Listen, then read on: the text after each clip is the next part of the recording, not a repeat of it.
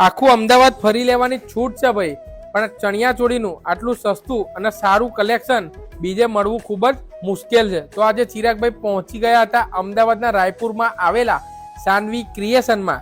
મારી વાલી બહેનો અને ભાભીઓ માટે ચણિયા ચોળીનું જબરજસ્ત કલેક્શન લઈને આજે ચિરાગભાઈ આવી ગયા છે, જેમાં માત્ર 500 રૂપિયામાં એકલા સિંગલ ચણિયા મળી જવાના છે.